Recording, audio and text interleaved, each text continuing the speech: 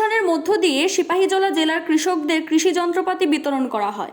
রাজ্য সরকারের কৃষি এবং কৃষক কল্যাণ দপ্তরের উদ্যোগে এই সামগ্রীগুলো বিতরণ করা হয়। বিশ্রামগঞ্জ শচীন দেববর্মন কলা কেন্দ্রে জেলা ভিত্তিক কৃষক সম্মান এবং কৃষি যন্ত্রপাতি প্রদান অনুষ্ঠানের উদ্বোধন করেন কৃষি ও কৃষক কল্যাণ মন্ত্রী রতনলাল নাথ।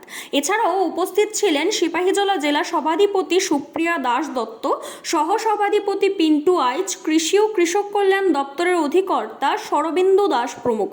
সিপাহীজলা জেলার 60টি ব্লকের অন্তর্গত বিভিন্ন এলাকার মোট 120 জন কৃষককে সম্বর্ধনা প্রদান করা হয়। কৃষকদের হাতে শালের পুষ্পস্তবক এবং সার্টিফিকেট দিয়ে সম্বর্ধনা জানান মন্ত্রী রতনলাল নাথ সহ উপস্থিত অতিথিরা। অনুষ্ঠানে 66 জন কৃষককে সম্পূর্ণ বিনামূল্যে জমিতে জলসেচের জন্য পাম্প সেট প্রদান করা হয়। অনুষ্ঠানের বক্তব্য রাখতে গিয়ে মন্ত্রী রতনলাল নাথ বলেন, দেশের অর্থনৈতিক উন্নয়নে কৃষির ভূমিকা অপরিসীম। কৃষির উপর ভিত্তি করে অগ্রগতির দিকে এগোচ্ছে ভারত। কৃষক হচ্ছে অন্নদাতা, কিন্তু কৃষকদের উন্নয়ন নিয়ে রাজনীতি হয়েছে, দলবাজি হয়েছে, মিছিল মিটিং হয়েছে, কিন্তু তাদের জন্য কোনো কাজ করেনি। বর্তমান সরকার কৃষকদের স্বার্থে একের পর এক প্রকল্প বাস্তবায়ন করছে। অনুষ্ঠানে বিভিন্ন এলাকা থেকে কৃষক এবং তাদের পরিবারের সদস্যরা উপস্থিত হয়েছিলেন। 640 কোটি বুঝেননি? কোটি যারা বুঝে তারা গর্ব হয়ে রয়েছে জায়গা।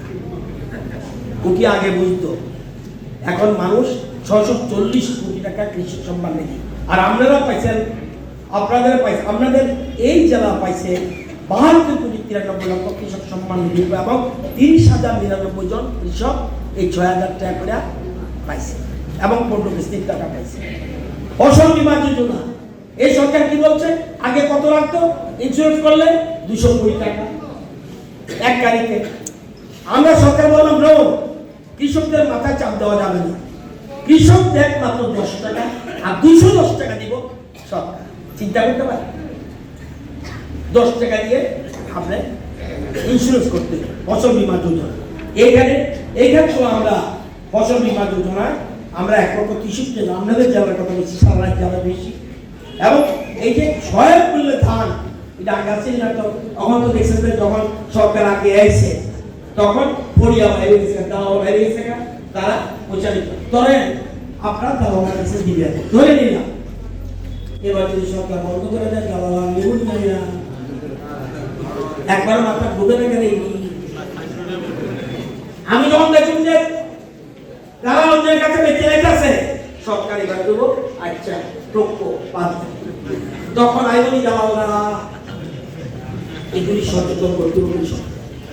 এরা ফর দি টাইম বিং আইলো যা ভাবতো, এই জিনিসগুলি আমরা মাথায় রাখি। Siri TV, channel for news and entertainment.